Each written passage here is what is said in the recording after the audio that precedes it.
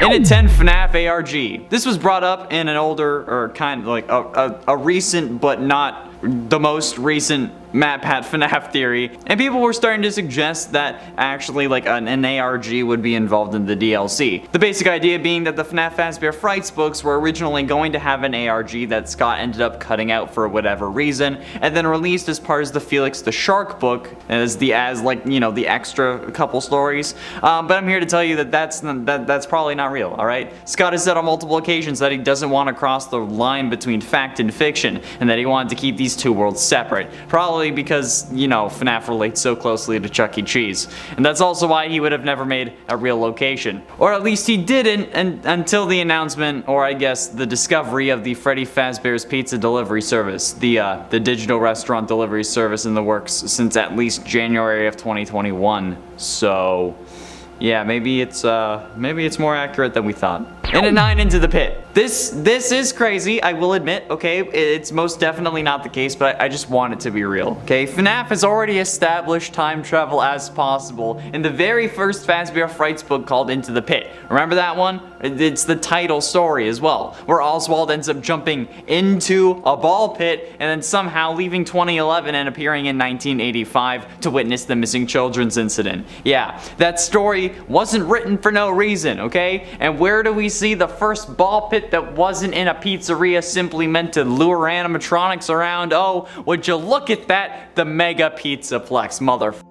I'm just saying, the time travel is already established as canon in the series, and considering how sketchy Gregory is, I wouldn't put him past him from being from the future or something, alright? There are two key indicators that in my mind point to this. The therapy disc, where the therapist calls Client 46 out on the lies of their home life, and the fact that when Gregory leaves the Pizzaplex in the worst ending, he sleeps in a cardboard box. The therapist in that tape says that 46, who it can still be Gregory, it might be the little girl who was in the poster for this DLC, but if it is Gregory, he has a great home life, okay? But like what they told their previous therapist was a lie. So if that was the case and his home life is great, why is he sleeping in a cardboard box, okay? Like, he says his parents suffered some form of tragedy and he's sleeping in a box, but apparently if he is 46 at least, that's not true.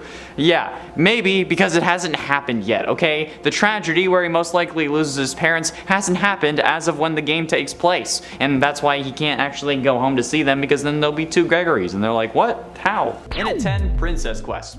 This is a theory that I truly believe and that I'm pretty sure has been all but officially confirmed. Vanessa is certainly the princess that we play as in Princess Quest, since the game was used to lock her away in the first place, both in Help Wanted as well as in the first version of the game in Security Breach, which is just a recreation of the one that we play in the Help Wanted mobile port. To further solidify this connection, there are lore bags mentioning how Princess Quest is an arcade machine that for some reason was ported to that medium from mobile, and they couldn't figure out why. So this is clearly the game that we dealt with in Help Wanted, and since we play as Vanessa in Help Wanted, it only makes sense that Vanessa is once again the princess that we're playing as, who inevitably gets caught by Glitch Trap, and then we have to fight our way back into our body, as indicated by the sword we get in chapters 2 and 3. The biggest piece of evidence here is the final door. That is in essence an exact 16-bit replica of the door that we get shut behind in the true Help Wanted ending, which again, we do as Vanessa. So it's not Cassidy.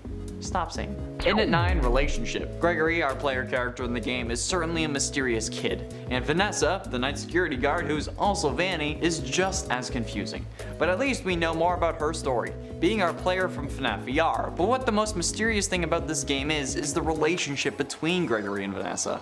Like, what the heck is up with these two? Vanessa spends the whole game trying to lock Gregory in the security room, and then Vanny comes to kill us, as she does in the worst ending. But then, after curing her, we don't even ask questions, we just go eat ice cream on a hill with her. So if we're so quick to do that, then there's no way she's a stranger. It genuinely seems like their family, which would explain why he knew something was off with her, but she can't be his mother or sibling because when she locks us in the security office, she tells us that we'll wait until your parents or the police arrive. If it was a sibling, she would have said our parents or even mom and dad, but with her saying your parents, that means that they aren't hers, making our options limited. And she's definitely not our mom, since if she was, she would have said your father, which is weird because she also seemingly doesn't know Gregory's name until it starts coming out of his as Fazwatch. Or at least that's how she says that she knows his name to Freddy in Parts and Service, but then she could have been lying. While I may have had prior bias to the idea that Crying Child is the vengeful spirit, aka the one you should not have killed, I really do want to get to the bottom of this, genuinely. So, when researching for Cassidy, I was keeping an open mind and using every source that I could. Multiple things stuck out to me as being commonly referred to as evidence for Cassidy. The final scene of Ultimate Custom Night where Golden Freddy is twitching after you beat 50-20 mode. The survival logbook, which seemingly contains conversations between Crying Child and Cassidy. The voice lines you can hear behind the mediocre melodies sound like a girl, like the ones that play slightly after the main mediocre melodies ones. And William actually killed Cassidy directly, as far as we can tell, whereas Michael put Crying Child in Fredbear's mouth. And these are some good points, and not something to discount. These are also the points that made me believe that Cassidy was the one you should not have killed originally as well. There's also the point that when the animatronics refer to the character as he, they're simply referring to the Golden Freddy animatronic, since Golden Freddy is a male character, as well as Cassidy's name containing the Cass prefix, which means curly-haired in Gaelic, and the character of Andrew, who represents the vengeful spirit in the Fazbear Fright story The Man in Room 1280, has curly black hair. There's also the 2-eye theory from FNAF 3. The 2-eye theory states that in the FNAF 3 bad ending, there are 2 eyes lit up in the head and the back, which we assume to be Golden Freddy to show that there are 2 souls inside the animatronic. I do have rebuttals for Crying Child points as well, alright, so don't worry, but I feel like it's important to not only talk about the evidence, but also give countering points to it as well. These are mostly coming from my brain, but after over 350 FNAF videos on my own, I feel like I am more than qualified to discuss this. The Golden Freddy final scene in Ultimate Custom Night can easily be explained away if you do believe the 2 souls theory, since if it was Crying Child in the suit as well, this would make sense. It could also be due to the fact that he was put in a coma by the Fredbear animatronic, which is a golden bear like Golden Freddy. The he pronoun being used to describe the vengeful spirit is a really hit to the Cassidy theory as well, since why would they be describing the gender of an animatronic when they're talking about the kid that died? Especially when, thanks to the mediocre melodies, we know that these animatronics are just saying the things that they're made to say by the one you should not have killed, meaning the spirit is really the one using these pronouns, so why wouldn't they use their own and instead use the animatronics? The voice lines sound like a girl because, well, they're voiced by a girl. The casting call on voices.com was very general and said that the actress could lean towards either a male or a female. The survival logbook having 2 spirits doesn't really have anything to do with Cassidy being a vengeful spirit, and the Cass prefix, while yes meaning curly-haired in Gaelic, seems to me like a bit of a stretch. The whole name of Cassidy is Irish in origin and means the clever one. The origin of this name is also 65% Irish and only 5% Gaelic, meaning if we want to go off meaning, we should be going with the majority, which would be the clever one, which really doesn't do anything to help this theory. And the 2-eye theory has been debunked by us in the past in its own video and also on my Instagram in a reel. However, I'll go over it here. In an interview with Daco, Scott confirmed that while making FNAF 3, it was intended to be the finale, that there was no intended next game, meaning that at that point there were no other characters that could possess Golden Freddy. The lights being on in both eyes is simply because the light is bouncing off the inside of the head, and to show us that it actually is an animatronic head that was supposed to be Freddy, since if it was only one eye it could also kind of look like Bonnie. Or hell, if it's only one eye we would have thought that it was another Foxy. Now there is a lot more evidence for Crying Child in my opinion, okay? Whenever I asked others who thought that it was Cassidy why they thought it was Cassidy instead, they all ended up giving me the same points. That Cassidy was killed directly, the 2 souls theory, and the gender confusion of the animatronic. Typically, nothing additional was added, okay? I'm sorry, it's just how it went.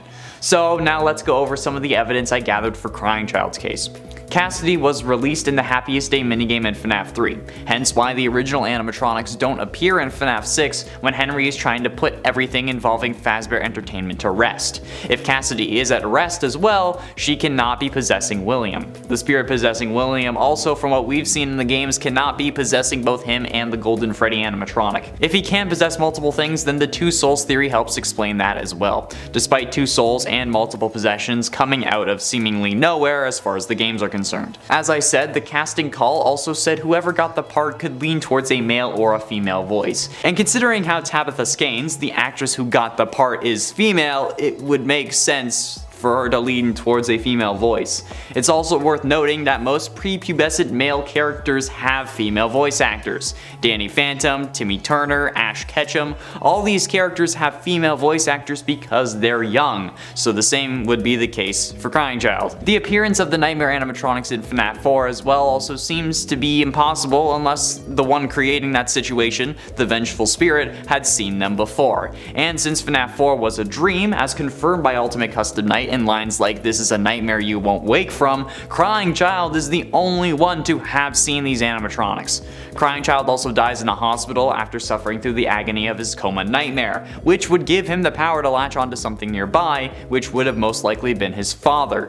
There's also weaker evidence like the fact that the image used for the vengeful spirit is just a blown out image of Scott's son, which could be a parallel to William's son. Andrew from the Man in Room 1280 is also a male, and while yes, Michael put Crying Child's head into the robot, William was the one who made the robot and also made it powerful enough to crush a skull, whereas a normal animatronic would be unable to do so, which is what Michael assumed would happen. He didn't think that it was going to kill his brother. Something that MatPat also agrees with, if, like some commenters have said, they only care about what he says and not the actual evidence. And while there is more evidence for Crying Child, there are also some things that don't have clean answers. The same is true for Cassidy. Cassidy might not have been released in the Happiest Day minigame, despite it seemingly being the case. The nightmare animatronics also do appear in FNAF VR, which could have been due to the scanning of the hard drive that created Glitch Trap, who had seen the nightmares at this point, but it doesn't explain the fact that Michael drew Nightmare Fredbear in the survival logbook, unless this is something that he drew beforehand and then showed to Crying Child, hence why they showed up in his dreams, but that involves assumptions that I'm just not comfortable making. Crying Child does die in a hospital. However, while we haven't really seen proof that you can possess something far away in the games, we also technically haven't seen proof that says you can't. In my personal opinion, the lack of evidence is in and of itself evidence against that, but I guess I can see why others wouldn't be so quick to accept that. The same idea with possessing multiple things. The whole image being of Scott's son thing is kind of weak, but considering that the FNAF 4 home was also decorated with images of his family, I'd actually like to think that this is more important than we realize. Because sure, using his own assets is cheaper than buying them, but this seems very deliberate. If the images in the FNAF 4 home were supposed to be of William and his family, and they were of Scott's family, and then Scott's son is used for something else, yeah. But people will hone in on how that is circumstantial. The biggest rebuttal for Crying Child, however, is that William didn't kill him, Michael did. And since Crying Child is William's son, he wouldn't want to torture his dad. And while this can be true, we have to remember that Crying Child is again also a child, who most likely saw his sister get scooped by Baby, who got scared when he saw his father putting a worker into the Fredbear suit, and one of Scott's hints from that live stream oh so long ago was what is seen in shadows is often misunderstood in the mind of a child. Even without seeing William give the superpower he needed to the animatronic in order to make it a killbot, Crying Child knows that William is making killbots. He knows that he made Baby, and he knows that William made Fredbear. So getting killed by the animatronic wouldn't necessarily be Michael's fault, it would be William's. Much like how Elizabeth's death was his fault as well. And being family doesn't mean that you can't dislike or even hate those people, okay? Being related to you doesn't automatically give people a free pass for doing horrific acts. If my father was a serial killer who killed my little sister, and then killed me using overpowered animatronics, you best believe I'm coming back with a vengeance. And also, just one final point in general, in that interview with Daco that is still available on Daco's channel, Scott said that FNAF 3 was intended to be the final game. This question is presented 21 minutes into the video if you want to actually look at the timecode, when asked about which ending of FNAF 3 is canon. However, Scott also refuses to answer that question, because he knows how passionate the community gets, and cites the argument over Mangle's gender as a reason why he won't answer it. He says that it's complicated. And to me, this sounds like it's because what people generally understand in this series would be countered by which ending is canon. The good ending would have released Cassidy's soul, which would in turn make it impossible for her to be the vengeful spirit, since that minigame was in fact not Crying Child, okay? He hadn't been introduced yet. And according to a recent community poll, which actually inspired this video, the generally accepted idea is that Cassidy is the vengeful spirit. So if he had countered that, everyone would have all been up in a tizzy, okay? This was also after Ultimate Custom Night had been released, so yeah. So there you have it. All the evidence for both sides of the argument as well as counters. After this, my ideas actually haven't changed, okay? I'm still sure that Crying Child is the vengeful spirit and that Cassidy was released alongside the other original missing children in FNAF 3's Happiest Day minigame. There's even more evidence for that point, okay? And basically every point for Cassidy can be countered, whereas for Crying Child there seems to be some that are definitely solid. Hopefully we can all be civil about this in the comments section, because I really tried my best to find the most information for both sides, but I don't think it's gonna happen.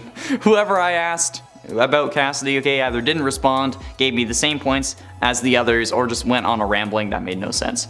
Hopefully you can all allow for the new information to seep through your brains so that you can see that Crying Child is the one you should not have killed. But if not, that's alright, because either way, neither is confirmed. In it ain't Susie. The girl in the center of the FNAF Security Breach Ruins poster is most likely our player character for this game, but given the blonde hair and the cheek on the poster, could Susie be the FNAF Security Breach DLC main character? Now, your first instinct may be that this is impossible. That was my first instinct too. I mean, like, Susie's been dead since 1985 with the missing children's incident, and she ends up possessing Chica, who is then set free in Happiest Day. But in the original novel trilogy, starting with the Silver Eyes, the Funtime animatronics are described as being injected with Remnant made from the original 5 possessed animatronics, meaning that if Remnant does contain at least part of a soul, that the original 5, despite being set free in Happiest Day, no matter when Happiest Day takes place in the timeline, could still have the slightest bit of spirit form in the main world, since they would have been an Ennard who, at least at this point, is Molten Freddy.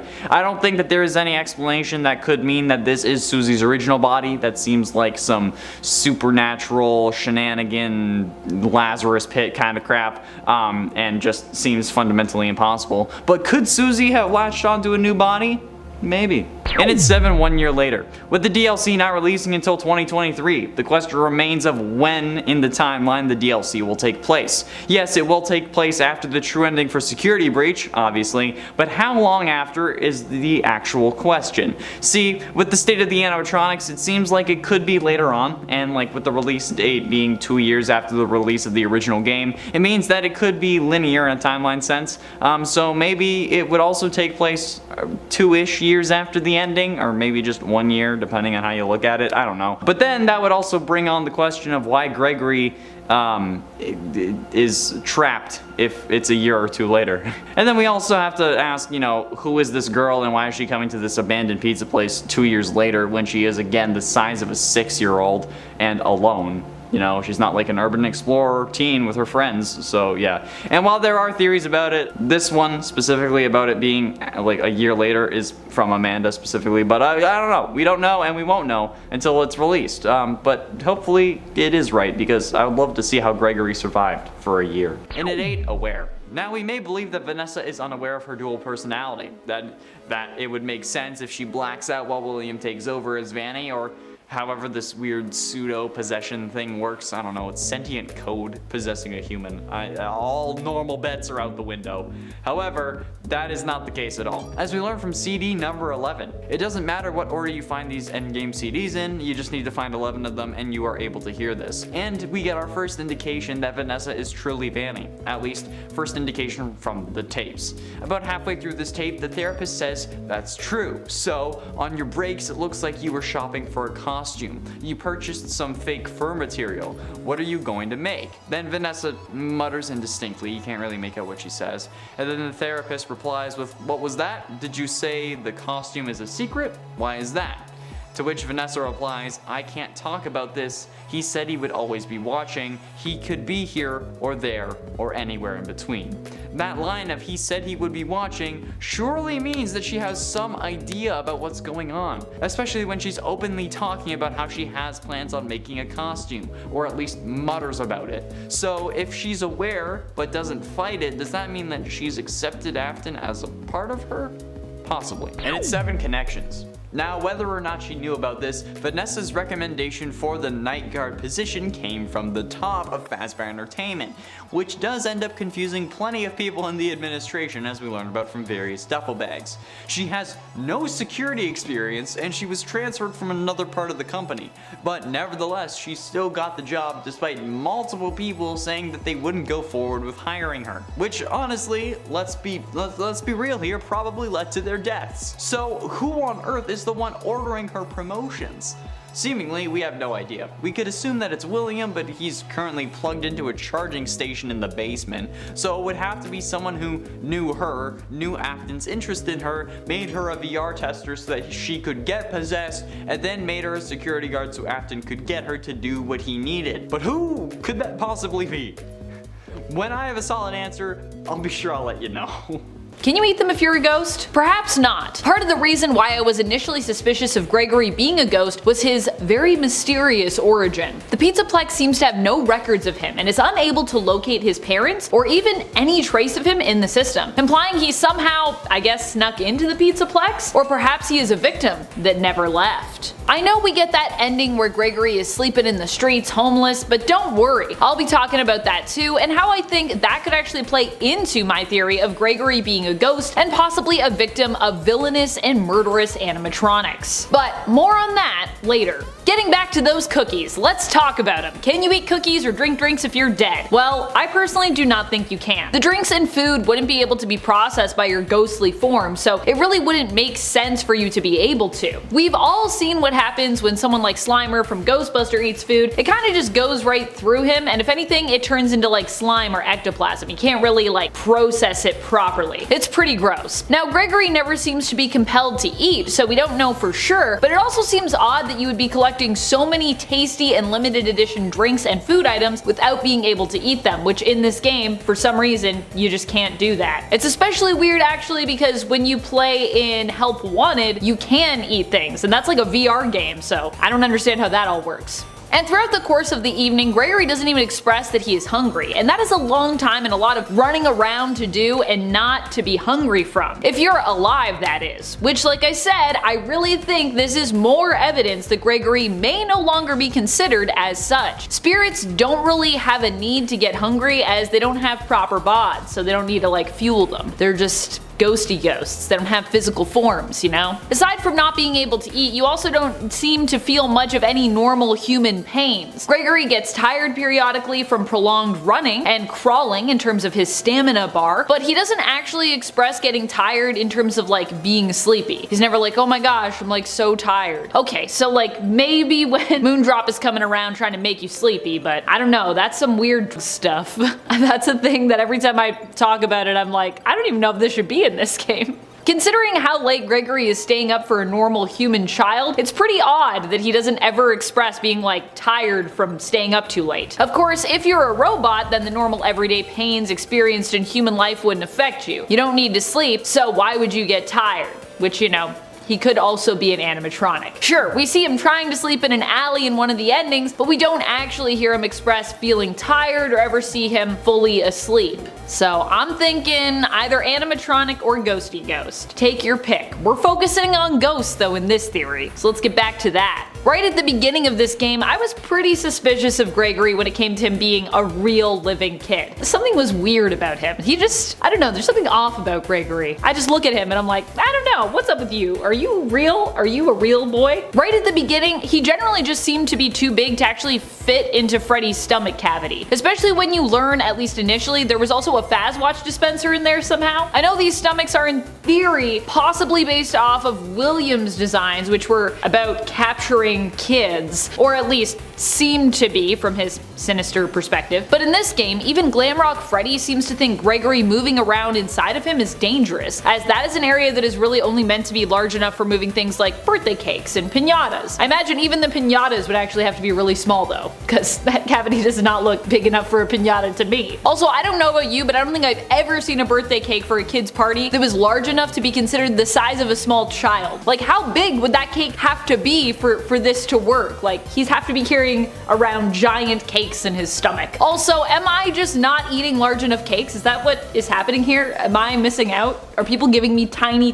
little like dinky cakes for my birthday? If that's the reality though, if I'm not just like getting tiny cakes and people are ripping me off on my birthday, I'm gonna be real sad. Even when I make cakes though, I don't make them that big. Let me know your thoughts about cake sizes down in the comments below. And let me know how big the biggest birthday cake you've ever seen or made in person was. Maybe there's something I'm missing out on here. Maybe I'm just not making or eating large enough cakes. Sweet, ginormous birthday cakes. Where are you? Another thing that seems odd is you never really wear the clothes that you collect. At least not as far as we can tell or see. Now they might increase your stats to just have them like in your inventory, but as far as we know, Gregory never puts those items on. Is this because he always has to remain in the outfit that he died in? Because, you know, he's a freaking ghost? Perhaps the only clothes he can wear are the ones he's already wearing. And I know what you're thinking, okay, but then what about the Faz Watch? Well, the Faz Watch could still be an item that Gregory could have equipped because it doesn't actually interfere with the ethereal clothes that he's already wearing. After all, the Faz Watch is more of an accessory really than like an outfit choice. Also, if my theory is right and he is a spooktacular spirit, it's also very likely that he's like a poltergeist who can interact with and hold objects in the real world, like the flashlight, the laser blaster, his Faz Watch, and other such items that he is able to use. Though even then, you don't typically see poltergeists put on physical clothing for some reason. Ghosts might be able to change their appearance, but usually not by physically dressing up. Like a sheet, I think that's the most I've ever seen ghosts wear. I feel like in Beetlejuice they wear sheets at one point, right? They're trying to scare everybody. But that's one piece. I feel like if you were to like have pants and like a shirt and shoes and socks and all that stuff, that's like a lot of clothing for you to have to like maintain a physical form to wear it. So I think it's just too much work for a ghost? I don't know. I would propose when it came to Gregory being a ghost at the Pizzaplex that he was a victim who went missing there. Perhaps that's why there are no records of him, because Afton had them wiped clean. I imagine he would find a way to do that for all of his victims here so that he could preserve his hunting ground. It also seems odd that Gregory has no relatives to speak of. The game leads us to believe this is because Gregory is homeless and even possibly suggests that he or someone at least may have been living in the Pizzaplex prior to the events of Security Breach, with hidden alcoves where it looks like someone has been kind of like squatting and living. And with one of the endings showing Gregory living in a gutter huddling under a newspaper for warmth. Is it also possible that Gregory would always be cold if he was a ghost? So could his seeking warmth in that ending also be a hint that he's no longer of this world? That might be a bit of a stretch, but it's still something to consider at least. I mean, ghosts are usually very cold. That's, you know, they say when a ghost passes through you feel like a chill. So I'm just saying it could be a connection. I know I'm stretching, but just come with me on this ghostly journey. Please, come with me. It'll be fun. Despite the fact that Security Breach seems to want us to think that Gregory is homeless, it's also possible that he simply can't remember his home. After all, for being homeless, he looks relatively well kept and well dressed. And who gave him that band-aid on his cheek, or where did he get it from if he doesn't have literally anyone around to look after him? Did he run away from home? Or is it that Gregory no longer remembers his home because his life was taken from him during a visit to the Pizzaplex and now he basically haunts it, his soul trapped due to his unsolved murder and the traumatic nature of his death? Perhaps this experience was so traumatic that he doesn't even remember that he's dead, which is why he doesn't even try to communicate it to Freddy or even really reflect on it himself while alone. I think if he is a ghost, he doesn't really fully understand that himself. This could also imply why the real and true ending for this game has to be in defeating William Afton, aka Burn Trap. It could be that this is Gregory's unfinished business, and the ending we get if Vanny is redeemed with Vanessa, Freddy, and Gregory on the hill is actually symbolizing that they have all crossed over and now get to be together and at peace. After all, that whole like hill with the tree and everything, it definitely reminds me of the gravestones that we've seen before in FNAF, so to me it feels very like ghost vibes, in my opinion. Of course, one theory we've been discussing on Top 10 Gaming for a while since before the release of Security Breach is that Gregory could actually be Crying Child. If so, this also kind of fits with our ghost theory. I mean, sure, Crying Child could be an animatronic replacement child who was like created after the original Crying Child child's death. Gregory could be a lifelike animatronic as such, but it's also possible that Gregory, if he is a ghost, is actually the spirit of crying child, because although we have theories about where that spirit is, we've never really fully gotten any confirmation on those theories. I don't think. They're still kind of theories. Perhaps that is why he is so closely tied to the Pizzaplex, which was also built on top of the Freddy's location we manage in FNAF 6, Pizzeria Simulator, where it's believed all the souls were gathered as part of Henry's plot to finally defeat Afton and then set all his victims' souls free. And if you still aren't sure if Gregory is crying child or not, that's fine. I still say they have lots of similarities, but Gregory doesn't need to be crying child for him to also be a ghost. It just seems like another theoretical connection that supports the ghost theory that we're discussing here. And it's 6, Help Me. Very reminiscent of the Same Them minigame from the earlier FNAF games, and I think it was FNAF 2. You can see Gregory's face on the bottom left monitor with the phrase "Help Me" underscore written in big green lettering. This to me seems to indicate that we may have a potential plot idea brewing where we need to save Gregory and Freddy after the collapse of the Pizzaplex. Because I mean, we know that Gregory and Freddy are sitting on the hill in the final shot of the true game, and they're also sitting on the hill alone, meaning that if we do end up saving him, our player character is probably going to die in the process. This also means that we won't be playing this game as Gregory, obviously. I mean, I've already talked about it before. But the underscore here could also be another indication of Gregory being a robot, if you want to look at it like that, which is kind of insane. And it's a bit of a stretch, but I mean, oh well. But it could also just be a reference to a file within the game files, or a file within the DLC files that could contain additional information. But I have no idea if that's true, or if it's just speculation. But given the fact that people think that there's an ARG, maybe a file that is help me underscore, since underscores are primarily used for putting spaces in file names without actually having to use spaces. I don't know, maybe that's something that we should look into when it's released. Maybe it'll have a little bit more info for us. Halfway through into number 5, Justice for Bonnie. Bonnie was missing from Security Breach, having been most likely destroyed by Monty, but perhaps getting to investigate Bonnie's disappearance and being able to change how things go with, I don't know, just the story of Fazbear Entertainment going forward would be an interesting mission. If we were meant to actually truly investigate it, that is, I guess, turn maybe at least part of the DLC into a bit of a detective game, I think that would be a really fun, compelling, and good side story. I don't know. And from what I've seen, we all want justice for Bonnie, especially since we want Papa Freddy to be reunited with Bonnie, since he seemingly really misses him, considering the dialogue from the first recharge station when Gregory asks him about Vanny, and Freddy says there is no bunny in the Pizzaplex. Not anymore, in a very somber way, but I still don't trust Freddy, so I don't really care. I just want to be a detective like Batman.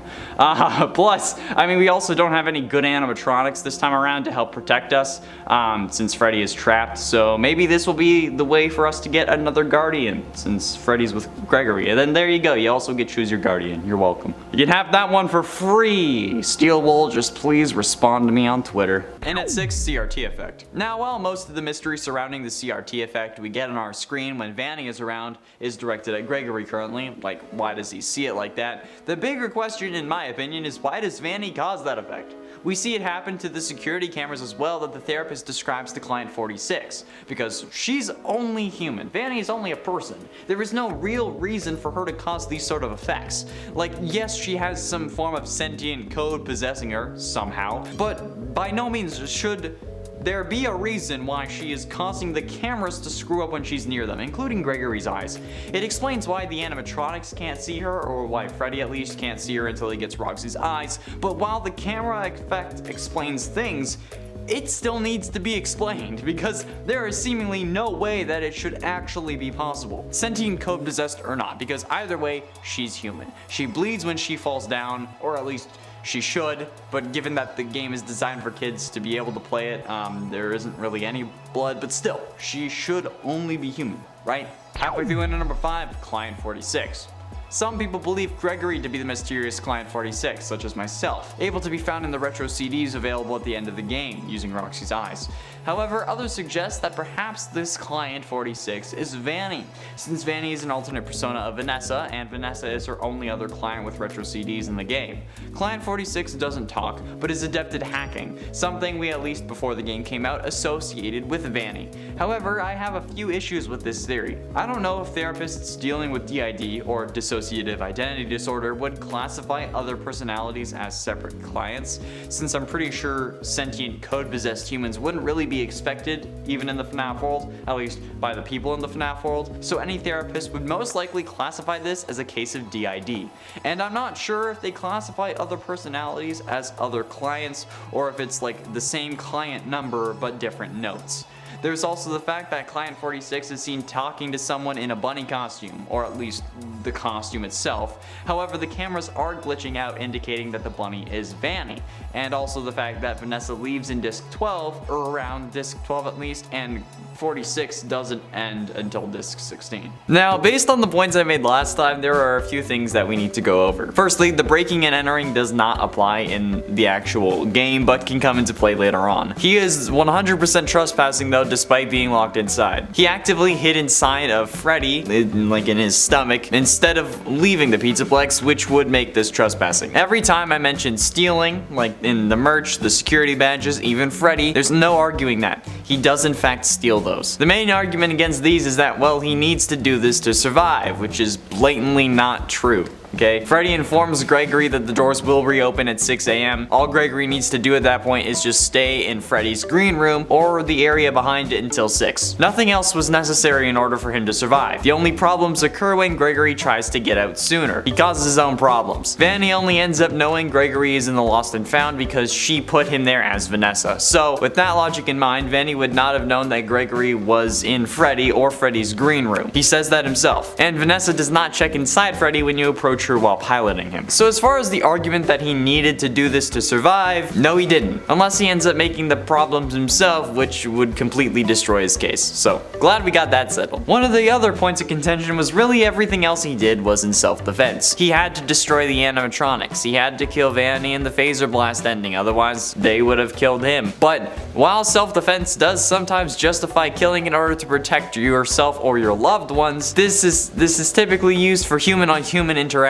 Human-on-robot interactions wouldn't necessarily fall under self-defense. The animatronics would have to be proven that they didn't intend to harm Gregory, and this could be done using code analysis and camera footage. However, we know that the animatronics were hacked, and whoever Client 46 is did the hacking. Now, if Client 46 is Gregory, which in the context of this world they would know, and the evidence seems to actually point to, the fact that the animatronics were after him could be seen as his fault, since he actually disturbed their original programming. This is also where the footage of him in the Pizzaplex would have come out, particularly the image where he was talking to someone with rabbit ears, thus showing the jury that Gregory and Vanny had a personal relationship, further hurting his case. Gregory by no means had to destroy the animatronics. He chose to do it. Freddy even asks him not to. Gregory didn't do it because he had to, he did it because he wanted revenge. He even says it himself, quote, "They get what they deserve." He was destroying them for revenge and to get the parts for Freddy, not so that they wouldn't hurt him. Since after all, they can still come and kill him after he destroys them. So he does destroy property because he wanted the animatronics to suffer, not because he had to in order to be safe again. Again, could have just hid in Freddy's room or somewhere else. People are also saying that he's homeless, so he has to steal. Firstly, homeless or not, it's still illegal to steal. And secondly, I don't think that he needs Roxy balloons, action figures, and stuffed characters in order to survive another day. I'm not saying that he shouldn't keep himself alive, I'm just saying that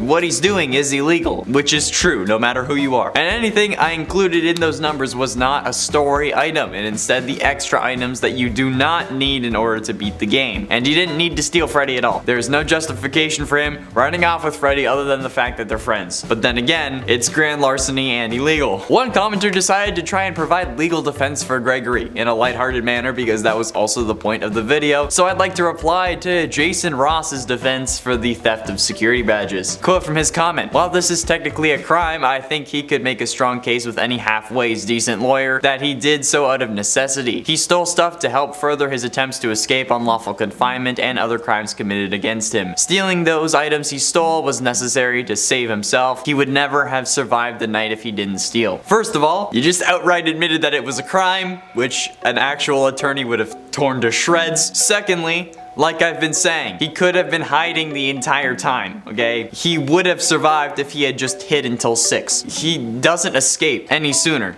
then 6 a.m. You progressing throughout the game just makes the time go to 6. He never escaped sooner. He did not have to steal the security badges. Unlawful confinement, as you said, is described as whoever wrongfully restrains a person as to prevent that person to move beyond a certain restricted limit is said to have committed the offense of wrongful confinement. However, nobody restrains Gregory, literally, as well. Like, they don't actually time anything. He gets himself locked in the Pizzaplex. Nobody locked him in there intentionally. The doors close automatically at midnight, and he had plenty of time to leave, but didn't, and he chose to climb inside Freddy, which also ruins your argument against trespassing, which was also wrongful confinement. And for all intents and purposes, in the eyes of the law and any outsiders, Vanessa was actively trying to help him. There are recordings of her claiming to have called the police, which would have been verified certainly, but even if she had called them and claimed something else, the record of her calling 911 would be there. Most of Ross's case relies on unlawful confinement. However, staying in somewhere and then wanting to leave does not constitute unlawful confinement. And to the public, Vanessa was trying to help get him home, but he was avoiding her. We know that she was trying to kill him, but the public doesn't. Now for the biggest issue that everyone seemed to have with this list, the one that I'm sure y'all clicked on this video for. The claim that killing Vanny was murder and not self-defense. And this claim is really the reason I wanted to make this video, because I can't reply to every single comment that was referring to this, okay? Self-defense can be a defense to an assault, battery, and criminal homicide because it always involves the use of force. Most states have special requirements when the defendant uses deadly force in self-defense. Deadly force is defined as any force that could potentially kill. An individual does not have to actually die for the force to be considered deadly. Examples of deadly force are the use of a knife, gun, vehicle, or even bare hands when there is a disparity in size between the two individuals. Or, in this case, the use of animatronic robots to kill Vanny, as Gregory does in the phaser blast ending, which would also set a precedent for robots being counted as deadly force. To successfully claim self-defense, a defendant must prove 4 elements. First, with exceptions, the defendant must prove that he or she was confronted with an unprovoked attack. Second, the defendant must prove that the threat of injury or death was imminent. Third, the defendant must prove that the degree of force used in self-defense was objectively reasonable under the circumstances. And fourth, the defendant must prove that he or she had an objectively reasonable fear that he or she was going to be injured or killed unless he or she used self-defense. The Model Penal Code defines self-defense as justifiable when the actor believes that such force is immediately necessary for the purposes of protecting himself against the use of unlawful force by such other person on the present occasion. Okay, so I'm willing to admit that the attack was certainly unprovoked. Vanny did not need to come after him in order to get him out of the Pizzaplex. However,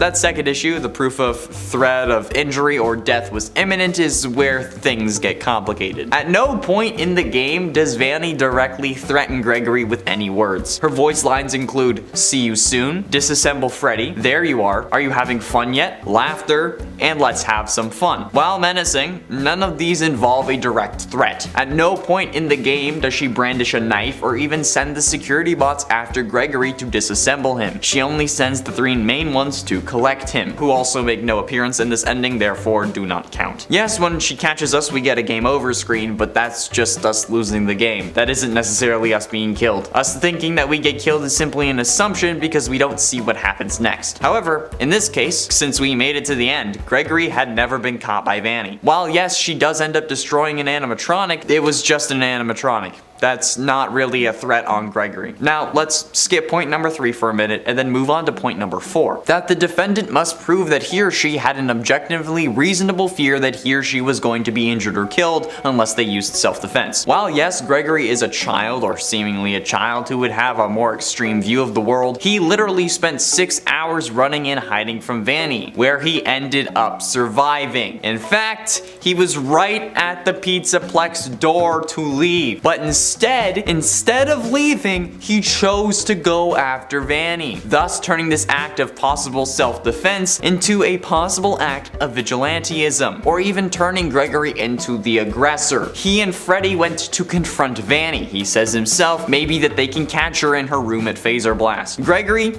could have left and survived, but chose not to, meaning that he cannot claim self-defense in an altercation that he created. And now for the final point. The defendant must prove that the degree of of force used in self-defense was objectively reasonable under the circumstance. Now, being a child, there is a leeway as to what he would deem reasonable force, but in this case, it is absolutely not reasonable force. We see how destroyed Freddy is after he gets disassembled, okay? His chest and torso are gaping open. He had his insides ripped out. And then he even ends up dying in an animatronic sense, even though his body and his head have been shown to work separately. And then Gregory orders the same thing done to Vanny, a human who would be alive as the animatronics ripped her ribs and intestines from her body. Does that sound reasonable to you? Because killing in self-defense is easiest to claim when the death you cause is quick or painless. But Vanny suffered, and suffered hard. Even criminals on death row do not get this treatment. A serial killer with more kills than Vanny would just get the simple 2-dose lethal injection, where the first dose actually is intended to dull the pain of the second dose. Under absolutely no circumstances would Vanny being torn apart so badly that the comic panels won't even show it be considered the proper amount of force. Especially when he could have said anything to stop or break or even kill. He could have just said kill. This is absolutely over the top, especially given that Gregory seems to have known her if he is indeed Client 46, which is also hinted at during the Princess Quest ending, but since that's a different ending, that doesn't really count here. Which, if he was Client 46, that would have appeared in court. So what kind of charges and juvenile time is Gregory facing because of this? Well, if Gregory had Mac Murdock as a lawyer, let's say, or as someone who's also a really good lawyer, they could possibly argue that this would rather be manslaughter than murder. However, Gregory knows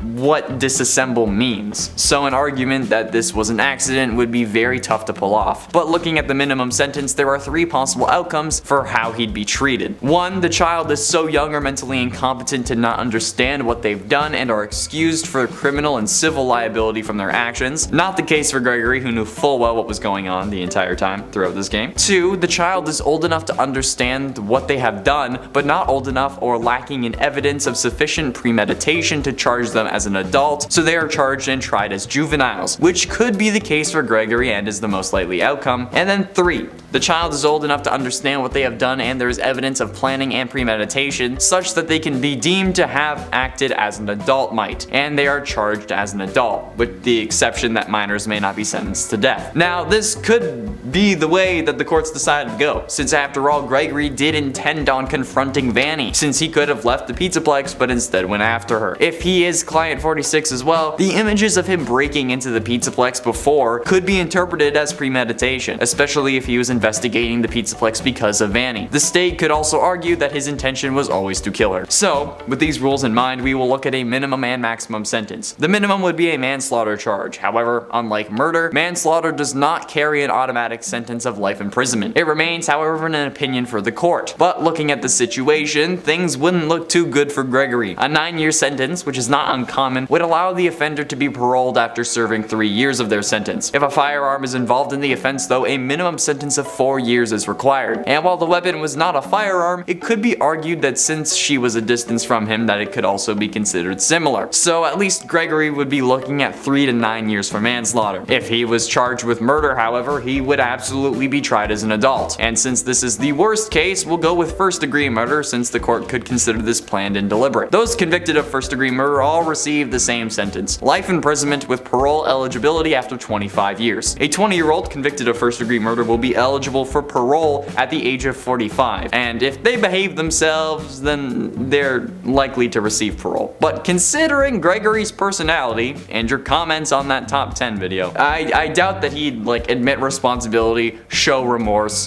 He doesn't seem like that kind of person. Although after 25 years, he may start looking at things differently, with new eyes, if you will. This is also if he ends up actually aging because he's a real human and not a robot like we're all thinking. And if he doesn't age, a whole new investigation is gonna happen. So let's not get into that. For level 10. Now, the highest security level access that you can get in the main game is level 8. This just requires you to do every of the security room mini games. However, with level 8 being the highest that you can actually achieve, it begs the question as to why there are doors with level 10 security. Because if it's impossible to achieve that level, what's the point of giving them a security level at all? I mean, there are doors that are actively locked and don't open at all, that aren't blocked. So like, why not just make the doors that you would have made level 10 just impenetrable? It doesn't seem efficient to me, okay? They could have been saving these areas for this DLC, and they could add maybe 2 more security pass rooms, since like if you end up no clipping past the doors with level 10, there is nothing behind them at all. So I mean, I don't know, it would be nice to get some additional areas in the DLC. These level 10 areas would give us that little extra sense of new content while also expanding the Pizzaplex in a relatively reasonable way, and especially considering how we've now had the place collapse, those level 10 doors still being shut would be a bummer. Getting close to the end, and at number 3, Prisoner. Now, time to get into some theories about our little blondie in the middle, alright?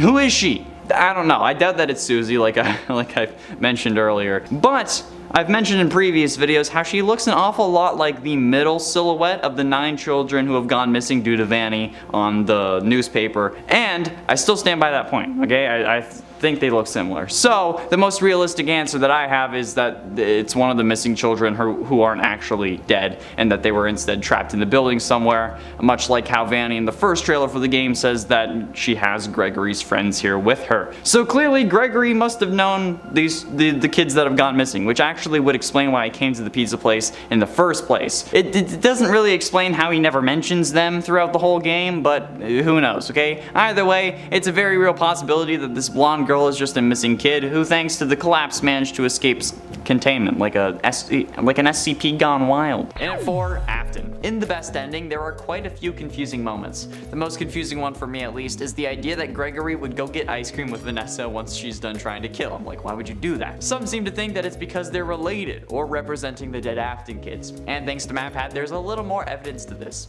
The ice cream that Vanessa gets while on the hill is very reminiscent of the ice cream cone that gets Elizabeth lured into Baby's arm grabbing or scooping range, or however you want to say it. The cone with the tall soft serve on top kind of looks like the cone with the soft serve on top that Baby presents to Elizabeth in order to lure her closer and then subsequently kill her. Is that evidence or just a coincidence? No idea whatsoever, but it's FNAF, so I'm going with it ain't a coincidence, especially because Crying Child also has ice cream that could be symbolic, so that's a little too many coincidences, in my opinion. Getting close to the end, and at number 3, Sacrifice. There's a theory that Gregory from this game is intended to be a robotic version of Crying Child, which in all honesty makes sense. However, if this is the case, we can build off this and maybe suggest that the real intention behind this game wasn't to bring William back in any capacity, but rather to make Gregory, his son, more like him by sacrificing Vanessa. Now, for some reason, everything seems to work out for Gregory, right? Despite going about this in what is probably the worst way possible, since staying in Freddy's room again would probably have been the winner's choice, Gregory doesn't end up dying this entire time, and in one ending he even stays so that he can kill Vanny and put an end to the missing children. However, honestly speaking, this just feels all kinds of wrong to me. Like, why did Vanny disassemble Freddy, but then leave the controller on the desk instead of taking it with her when she went to chase Gregory? And why even worry about chasing him yourself when you have f***ing robots that can grab him for you? This all seems like too many coincidences, especially for a FNAF game, which could be why this ending is required for the Princess Quest ending. Symbolic reasons. He can choose to be good or choose to be evil in this moment. And Afton was fine with sacrificing Vanessa. I'm pretty sure about that. The main issue I've been having is whether William is dead or alive. And there are a couple different things to consider here. Firstly, he is seemingly in a new endoskeleton, which would indicate that he's dead and Glitchtrap's consciousness is just being transferred into Burntrap Spot via the recharge station. But his head is clearly visible. Like, you can see his skull and his actual human jaw, meaning that he could still be holding on to this world via that head, especially given who we're talking about here. The most stubborn to ever grace our screens. This also can't be a new endo, and just the model that they're using for the others since it was easier and they could release the game faster. This seems to be indicated by the way that Burntrap walks. If this was a new endoskeleton, why would he be shambling like a zombie? But the claws and repaired sections to the actual endo also seem to indicate that this is also a new endo, and possibly even Glamrock Bonnies. So there's a whole lot of wrong going on here. All the points are intersecting and it's not fun. Originally, I was against the whole glam rock body endoskeleton thing because, well, frankly, the body in the suit kind of disproved it for me, but I think I might have found a way to make it work. However, looking at the model, I'm still not 100% sure. If this was the glam rock body endo, it would need to have broader shoulders and actually be shorter. Like, even scaling the glam rock endo so that they're the same height, the endos, when posed the same and lined up, just they don't match. There are similarities, of course, between the two designs, but there aren't enough similarities where I can call this even really above 50%. There's also the issue of the muscles being woven throughout the body, or maybe those are nerve fibers. If it was just the head, I'd understand, since they could have just pulled the old endo head and put it onto the new body. Since all the parts were intertwined, Afton's head would have come with it. But with the muscles throughout the rest of the endo, that's way too intricate to actually have been placed there. And they would only be there and not dangling if it had been stuck there after being shoved full of machine parts. I don't think that they're taking super glue to glue these fibers back onto a new endoskeleton. If Afton was going to transfer his head to a new endo, it wouldn't come with the rest of his body bits. It wouldn't. That's not how it works. Which would mean this would have to be Springtrap's endoskeleton, which also explains why it's so run down, why he shambles, and why he hardly has any casing. And Springtrap's design also seems to change from game to game. From FNAF 3 to FNAF 6, he was totally different, so him changing again in Security Breach seems like no big deal in comparison. It's basically normal for him to get a newer and seemingly scarier attempt at his design with a new game. And at least this has an understandable progression from the last game and even from FNAF 3, since it's more run down and not just a bigger head like Scraptrap. It's like he sold his soul for a bigger head and then the demon kind of made a joke out of it. The most reasonable assumption that I have for what happened though was that he was given the hands of Glamrock Bonnie since it has the claws, and just he wasn't given the entire endoskeleton. But then again, his arms have the bits of muscle and nerve fibers as well, which means that it would have to have been his old one, it would have to have been there from the start, it would have to be the arm of the old endoskeleton, which is a whole other conundrum because Scraptrap was missing an arm and Springtrap didn't have any casing on his foot, yet here we are. I just think that we have to kind of leave this one up to artistic license and accept that it's meant to be the same endoskeleton, just with a replacement part or two from Glamrock Bonnie instead of like the entire endoskeleton. It makes sense, honestly, and it's really the only reasonable explanation that we have. Unless the colors are wrong on the images that I was looking at and the bits on the hands are just meant to be melted casing, which is possible, but I doubt it. As for if he's wanted, dead, or alive, I think this version of Afton is actually finally dead. And honestly, I'm happy about that because it means that even if he's still here, we can kill him off for good. This is the most logical conclusion to me because, well, other than him basically being only a head, this guy has had multiple backslides of, oh, I'm dead, just kidding. And this time around, while we instantly predicted that he had indeed survived, I think that Scott is finally flipping the narrative on us. We predicted it, so it's not gonna happen. Afton is no longer connected to his body, as we can clearly see from the formation of Glitchtrap. And Glitchtrap being created would only be possible if Afton died, since the one you should not have killed was dead set on keeping him breathing. But Birdtrap, this guy doesn't even have lungs anymore. So yeah, this version of Afton's body is dead, but his consciousness lives on. Like how there's like the conspiracy that Walt Disney froze his head. Yeah, well, that's kind of what they did with Glitchtrap. And then that programming was probably uploaded into his old host, or I guess vessel, since I've been rewatching Supernatural. Basically, this guy would be impossible if he wasn't just Afton's code loaded onto an endoskeleton. Plus, the eyes are clearly robotic this time around with purple pupils, rather than the previous iterations that had seemingly real eyes, Afton's actual eyes, since it was in suit mode after he got snapped. And opening his head in those like secret FNAF 3 screens revealed that it was actually like his eyes because they were seemingly in the same place. So, all in all, here's the story of Burntrap as far as I can tell. During the FNAF 6 fire, Afton passes out. Not dead, but still somehow alive thanks to the one you should not have killed, Crying Child. This leads to the events of Ultimate Custom Night that sees Afton stuck in his own mind trying to escape so that his spirit can move on. But Crying Child, represented by a golden bear like the one who crushed his skull, tries to keep him stuck, until eventually he throws everything that he has at him.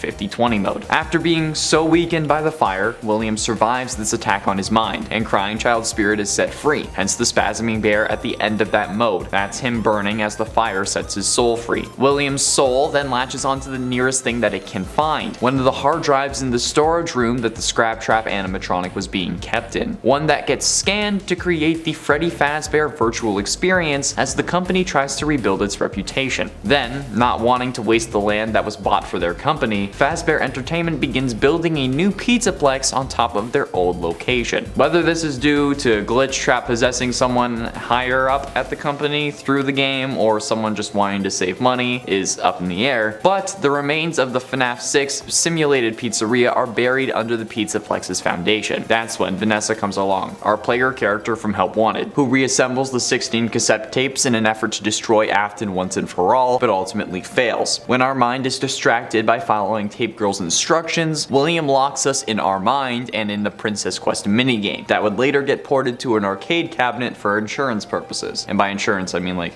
insurance on Vanessa so that she wouldn't easily be able to escape. As Vanny, William then uses the animatronics to dig out his body and put his old endoskeleton in a recharge station so that when he's able to transfer himself back into it, he'll be able to move. After all, at this point, he's not a spirit, but simply coding, which means that in another game, if he is still alive, we'll actually be able to kill him off. He also gives his old suit some upgrades in the form of Glam Rock Bonnie's hands and right foot. Why would he not go with a new, more powerful endo, you ask? Because it's William and his Spring Bonnie suit. It's his body in there. Of course he'd want it back. He's been that way for like at least 40 years at this point. It's all he knows. Then, as Gregory and Freddy jump down into the pit, William can sense it. Either because he's an animatronic, because one or both of them are meant to be his kids, or something else, he activates his body even though it's not fully charged and tries to take over Freddy. He's not fully charged, hence the shambling, which Gregory ends up preventing with fire, which has surely traumatized Afton by now, and considering how he's only code, this time fire would actually finish the job. Eventually, the place actually catches on fire and Freddy and Gregory escape, but the blob grabs hold of William. Whether it was to save him or seal his fate is unknown, but this almost certainly isn't the end of William Afton's story. But ultimately, in number 2, no more Freddy. It is also possible that Freddy is destroyed,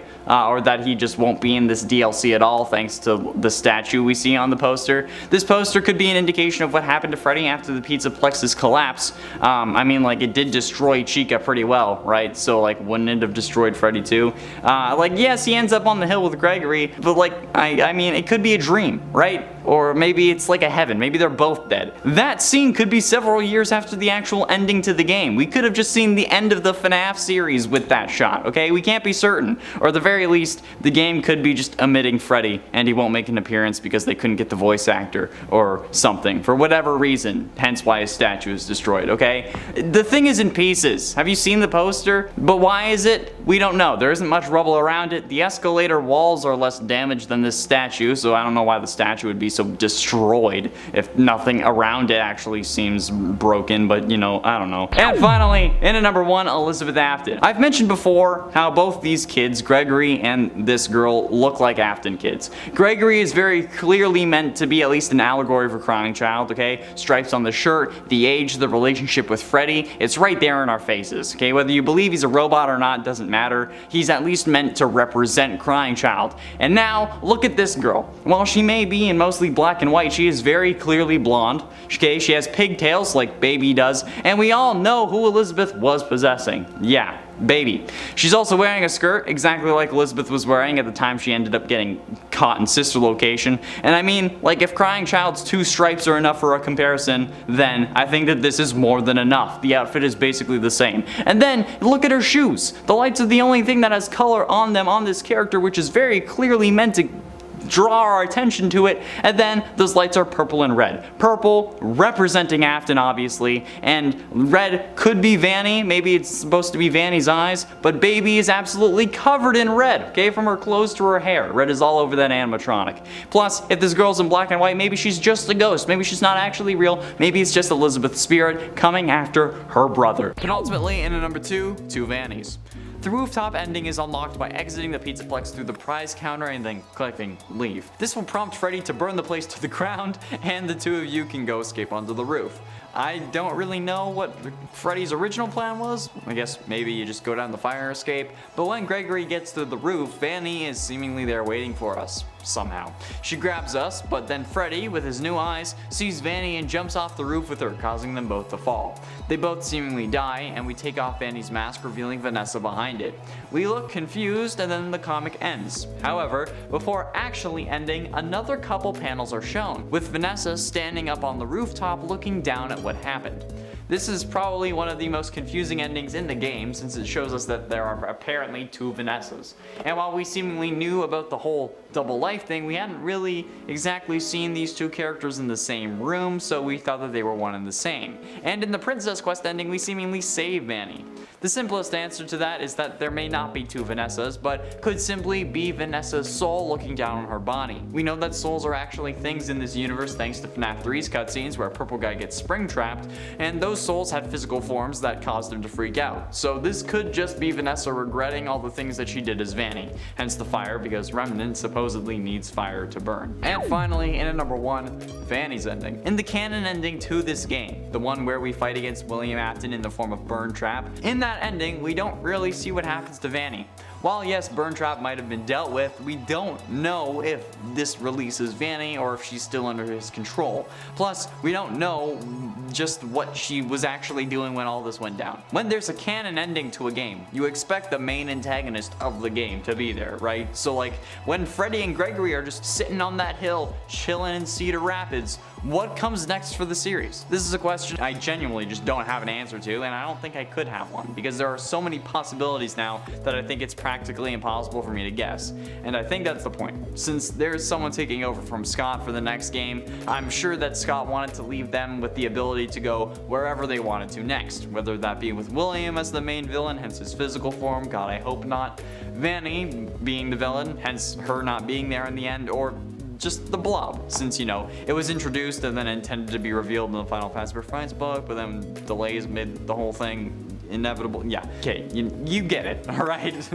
That's my guess as to why the ending is so obscure, but still, what happened to Vanny? No. Firstly, we have to establish whether this would be something new, or if it would have been this way since the start, and there are a few indicators that might surprise you. In my latest playthrough, the Security Breach But It's Ruined by Mods video that released on Saturday, April 2nd on this channel, I made a note to point out that Freddy doesn't really seem to care when you get locked inside the Pizzaplex. He also seemed to care more about the fact that you got a crappy Mr. Hippo magnet as your free gift, and sounds more disappointed about that than the whole locked in and might get killed by a serial killer thing. Which begs the question, is he really all that disappointed? Obviously, if he was blatantly evil, he would have just turned us over to Vanessa, but if he was really crafty, he would gain our trust first. After all, he should have Glitch Trap's code inside him, right?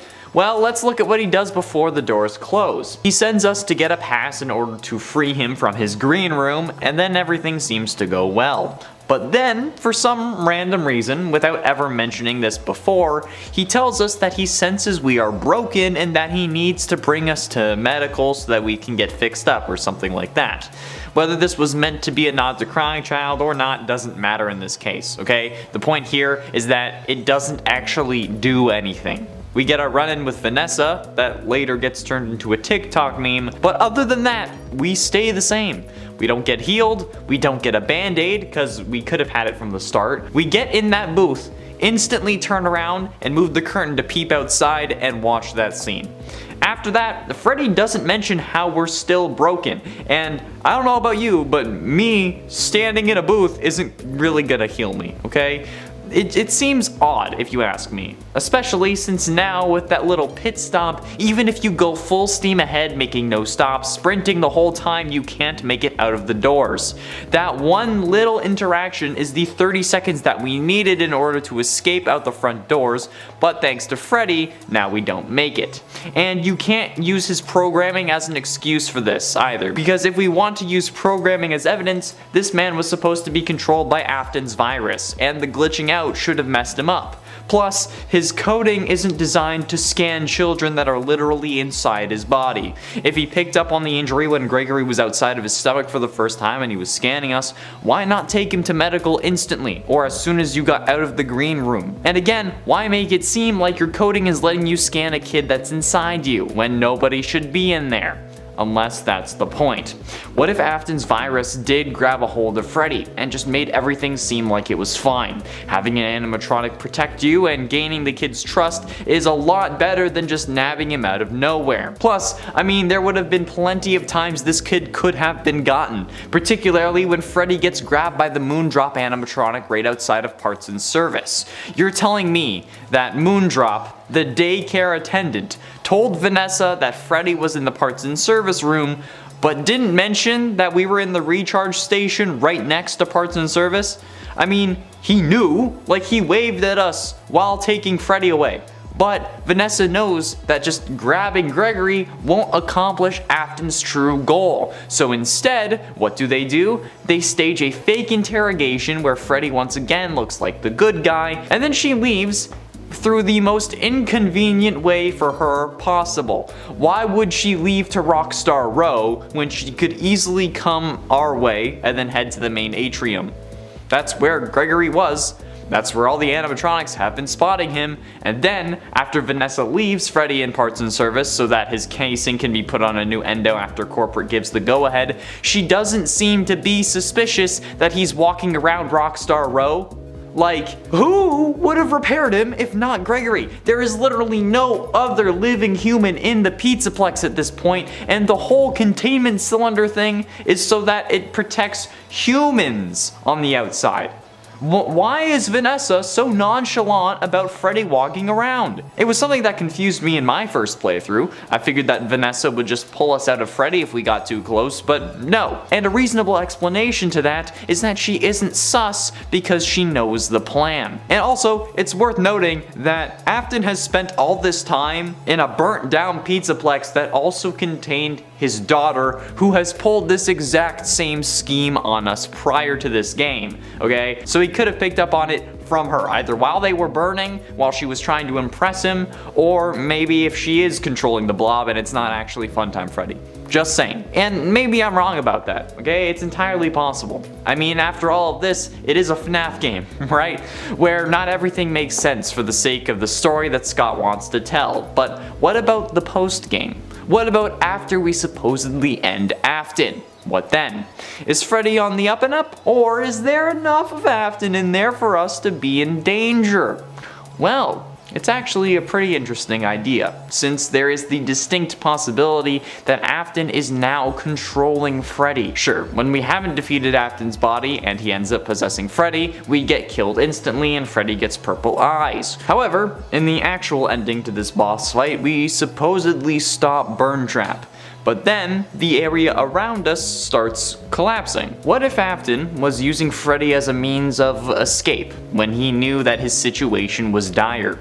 I mean, honestly, if we think about this, Afton was downloading his consciousness wirelessly into Glamrock Freddy while we were fighting him. That was the whole point of the fight. But would it really reset to 0 once he stops and tries again? Or would it just be like pausing a download? Honestly, with the kind of buffoonery in this series, I don't think we can discount the possibility that Afton was simply just putting a pause on the download in an effort to eventually still take over Freddy and potentially spend time with his robot son. Or maybe just escape into the world once more.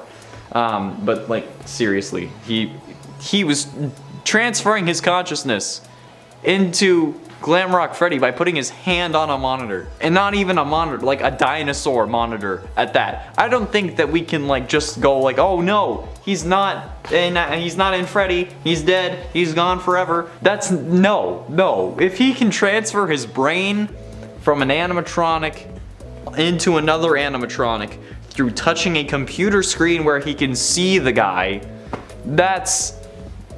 No. If you think that Afton's done, you have not been paying attention to this series at at all. And if you think that Glamrock Freddy is safe, again, you don't know the series in the slightest. I hate that I was right about Freddy, because eventually it's gonna be revealed that he's evil. I know it. There we have it, friends. Is Glamrock Freddy secretly evil?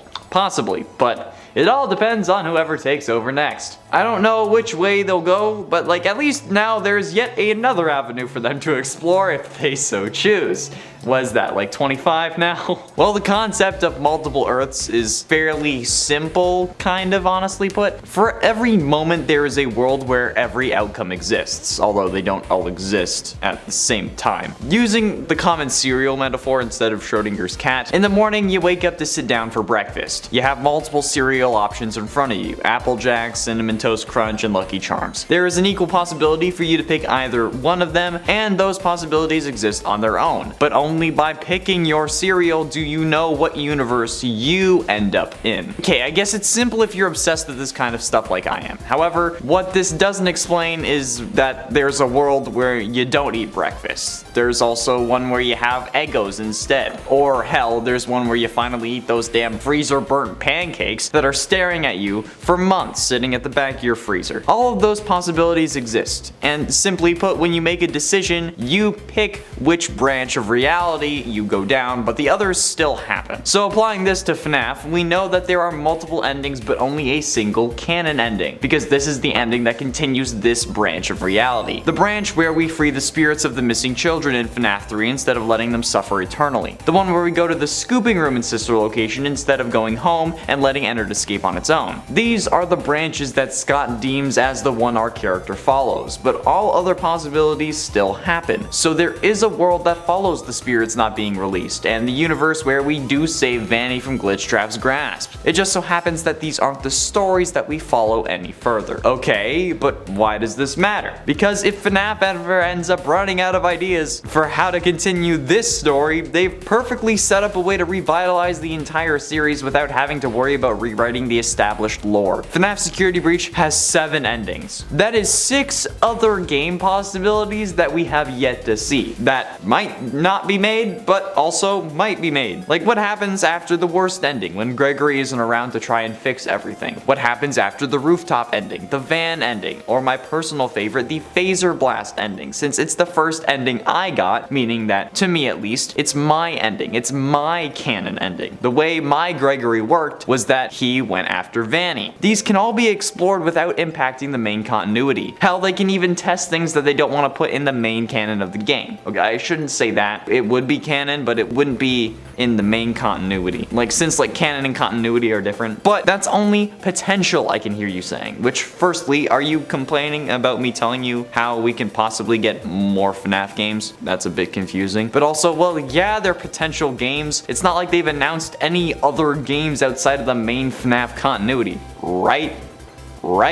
Wrong. Remember that old gem, the Fazbear Fanverse initiative? Oh yeah, baby, that's right. I thought the joy of creation made this into our world. No, this is just one of the branches, one of the variants for those of you who watch the Loki series on Disney+. While yes, they take place in their own universe and are not a part of the main FNAF continuity, that doesn't mean that they aren't a part of another branch. The question is, which one? Well, technically, each of the FNAF games has 2 endings at least. The one where you survive the 5 nights and the one where you die. But to know what ending we are following with these fanverse games, we must figure out what the hell is going on. Firstly, the first FNAF game is getting a remake called Five Nights at Freddy's Plus. Along with that, some older games of the various series will be remade due to them using assets that were either copyrighted or made by uninvolved people. This has to be done for the other part of the project, releasing these series for sale on console and mobile devices in series bundles. Series involved will also end up producing official merchandise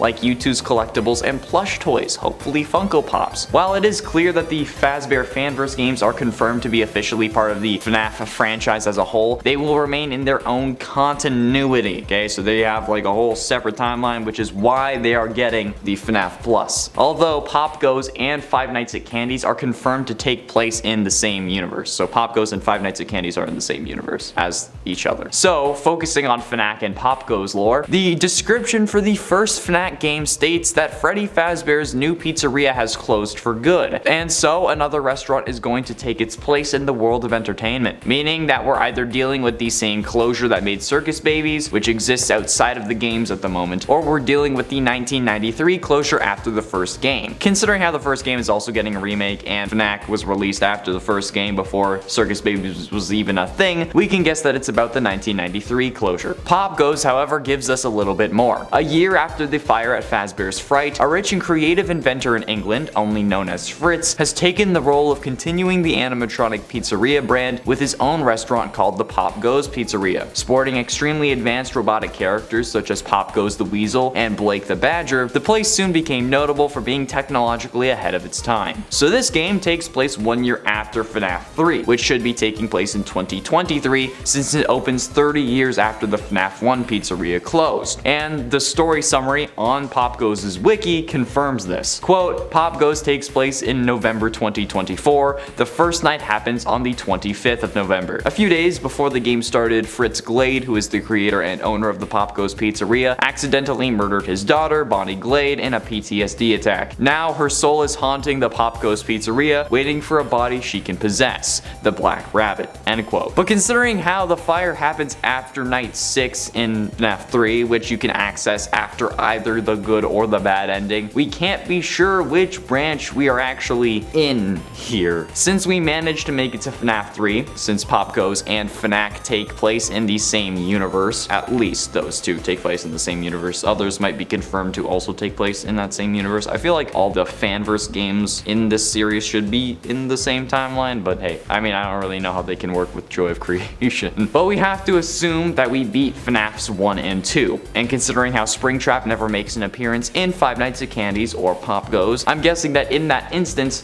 this time Springtrap was actually burned. Thus the story of the main FNAF continuity would be over, which would make sense since it allows for the actual stories of these games to shine without us worrying about the rest of the FNAF story and how it affects these games, how they end up getting to Security Breach and all that, which I think is probably the best course of action to take. However, I'm definitely looking forward to FNAF Pop figures because I want a Monster Rat Funko in my life. I feel like I need it. Or like the ignited animatronics from the Joy of Creation. That would be dope. I want that. I want all 4 of those. I want ignited Springtrap because that one was sick from the Halloween edition.